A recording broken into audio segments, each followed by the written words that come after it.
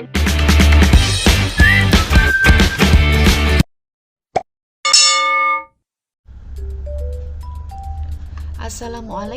warahmatullahi wabarakatuh. Bagaimana kabar kalian? Saya harap kalian dalam keadaan baik ya. Untuk siswa kelas 5, kali ini kita akan mempelajari tema 8, subtema 1, Bahasa Indonesia. Tapi, mari sebelum kita mengawali pembelajaran, sebaiknya kita membaca basmalah terlebih dahulu. Bismillahirrahmanirrahim.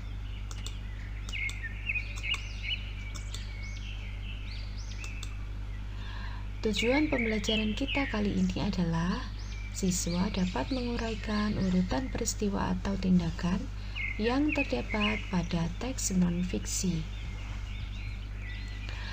Membuat peta pikiran dari suatu judul. Peta pikiran atau disebut juga dengan mind map adalah cara untuk mengolah informasi lebih terperinci dan menarik, bermanfaat dalam mempermudah proses mengingat, serta membuat konsep dari suatu materi dan juga untuk melancarkan pikiran. Langkah-langkah membuat peta pikiran dari bacaan. Yang pertama yaitu tentukan judulnya dulu sebagai cabang utama. Yang kedua, tentukan turunan atau cabang dari cabang utama. Dan yang ketiga, gunakan garis untuk menghubungkan antara cabang utama dan turunan. Di sini, Bu Sinta telah menyajikan bacaan. Bacaan singkat ini nanti kita akan buat mind map-nya ya. Judulnya adalah industri. Industri adalah kegiatan memproses atau mengolah barang dengan menggunakan sarana dan peralatan, misalnya mesin. Ada beberapa macam jenis industri, di antaranya industri besar dan industri kecil. Industri besar menggunakan peralatan modal dan tenaga kerja dalam jumlah besar. Industri kecil menggunakan peralatan, modal, dan tenaga kerja dalam jumlah lebih kecil. Contoh industri kecil antara lain perajin mebel, pembuatan tahu atau tempe, dan perajin keramik.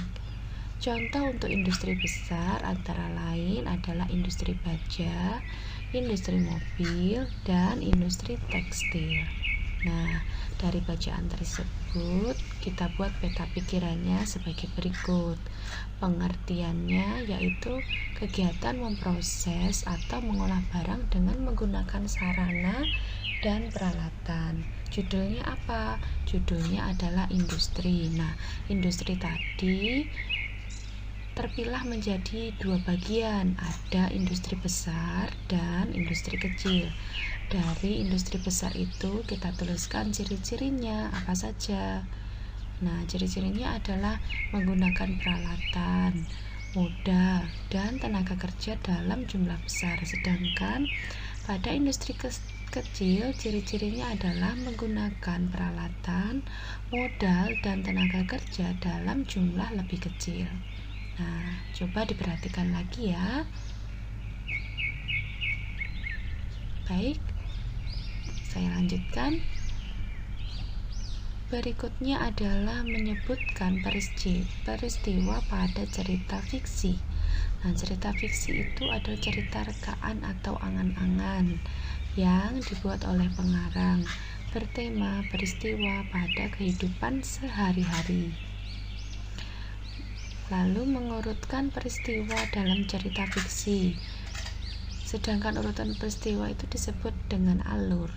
Alur merupakan rangkaian peristiwa yang terjadi berisi urutan-urutan kejadian, gitu ya.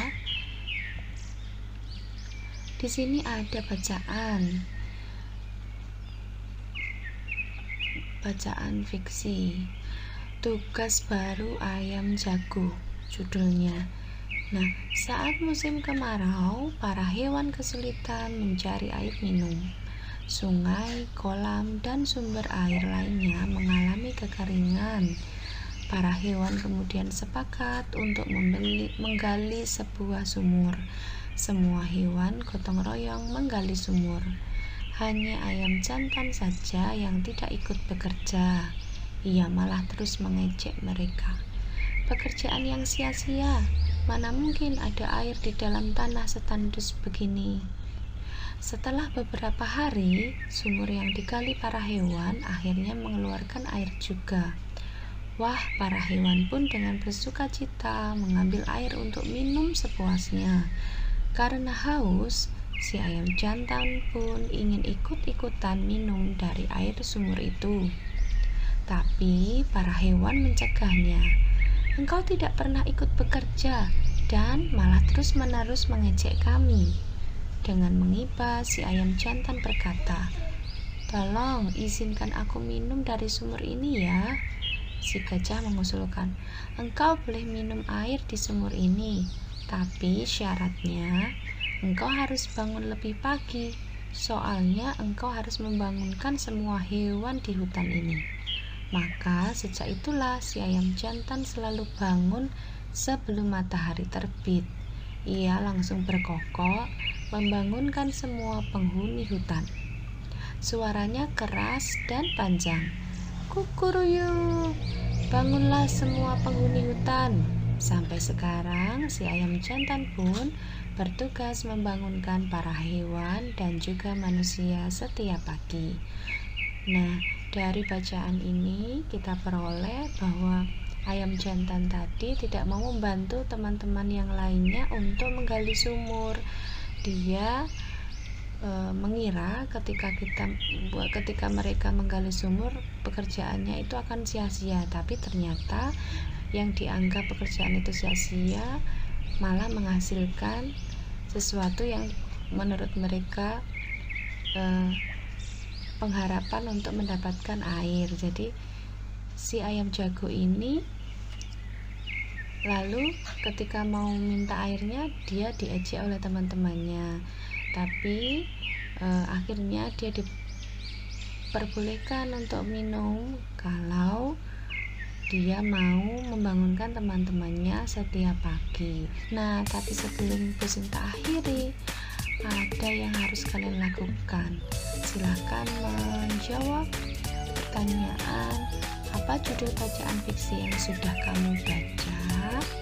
Ya, apa judul bacaan fiksi yang sudah kamu baca barusan tadi ya?